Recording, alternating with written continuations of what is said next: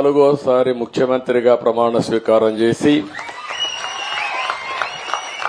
మొట్టమొదటి కార్యక్రమం తెలుగుదేశం పార్టీని అభిమానించిన నియోజకవర్గంలో ఏర్పాటు చేశాం.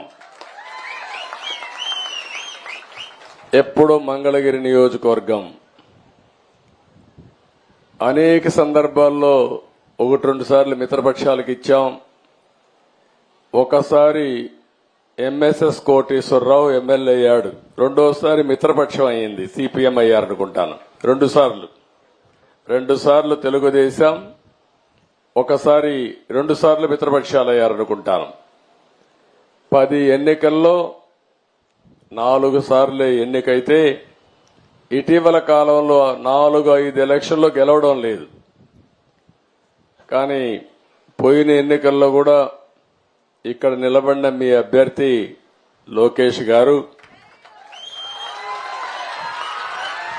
ఆ రోజు ఎన్నికల్లో ఓడిపోయినప్పుడు పట్టు వదిలిపెట్టకుండా మళ్ళా ఇదే నియోజకవర్గంలో పట్టు సాధించాలని కష్టపడి మీ అందరి అభిమానం చూరుకొని ఈరోజు ఒక విధంగా చెప్పాలంటే మంచి నియోజకవర్గాలు గాజువాక, అదే మరికి 95,000 మెజారిటీ అక్కడ. ఇంకొక పక్కన భీమిలి తెలుగుదేశం పార్టీకి ఎప్పుడు కూడా కంచుకోట, అక్కడ 94,000 93,000 మెజారిటీ. 3వ నియోజకవర్గం మంగళగిరి 92,000 మెజారిటీ. నేను ఇక్కడికి వచ్చానంటే తెలుగుదేశం పార్టీని అభిమానించిన మిమ్మల్ని గౌరవించే బాధ్యత మాకుంది. భవిష్యత్తులో కూడా ఒక విషయం మీరందరూ గుర్తుపెట్టుకోవాలి, అందరికీ న్యాయం జరగాలి. ఆ న్యాయం జరగడానికి తోడ్పాటునిచ్చినటువంటి నియోజకవర్గాలు గాని, గ్రామాలు గాని, వర్గాలు గాని తెలుగుదేశం పార్టీ సేవ చేయాల్సిన అవసరం ఉంది. అందుకని నా మొట్టమొదటి కార్యక్రమం పెనుమాకలో మంగళగిరిలో పెట్టుకోవడం నాకెంతో ఆనందంగా ఉందని చెప్పి మీ అందరికీ తెలియజేస్తున్నా. మొన్న జరిగిన ఎన్నికలు ఒక హిస్టారికల్ ఎన్నికలు ఇవి.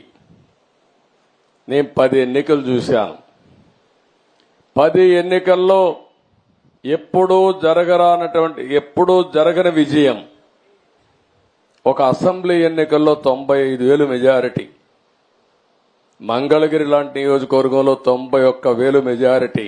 నేను ఒకప్పుడు 60,000-50,000 వస్తేనే కుప్పంలో బ్రహ్మాండంగా వచ్చిందనుకునే పరిస్థితి నుంచి ఇప్పుడు 90,000-95,000 మెజారిటీలు వచ్చేసే పరిస్థితికి వచ్చాయి.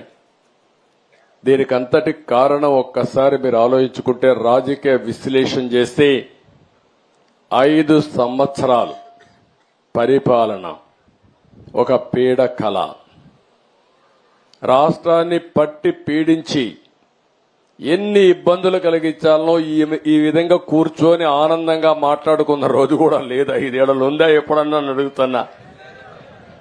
నిద్ర లేస్తే టెన్షన్, ఎప్పుడు ఎవడొస్తాడో మన ఇంటికి తెలియదు. మొన్నటి వరకు మా పోలీసులు గోడ దూకి వచ్చేవాళ్ళు, ఇప్పుడు గోడ దూకే పని ఉండదు. ఇంకెక్కడ అరెస్టుల కోసం ఎందుకు వచ్చారో తెలియదు. పోనీ మీ ఇంట్లోకి వస్తే వస్తారు, అది కూడా తప్పే, రాకూడదు. గౌరవంగా బ్రతకాల మనందరం. మా ఇంటికి కూడా ఎప్పుడు వస్తారో తెలియదు వీళ్ళు. అంటే ఎంత భయంకరమైన వాతావరణం అంటే అంత భయంకరమైన వాతావరణంలో ఒక్కరని కాదు, అధికారులు అట్నే బతికారు, ప్రజలట్నే బతికారు, రాజకీయ నాయకులు అట్నే బతికారు. చాలా భయంకరమైన పరిస్థితి. ప్రజాస్వామ్యంలో అంతిమ న్యాయ నిర్ణేతలు ప్రజలే. సుమన్ టీవీలో మీ పర్సనల్ అండ్ బిజినెస్ ప్రమోషన్స్ కోసం కింది నెంబర్కి కాంటాక్ట్ చేయండి.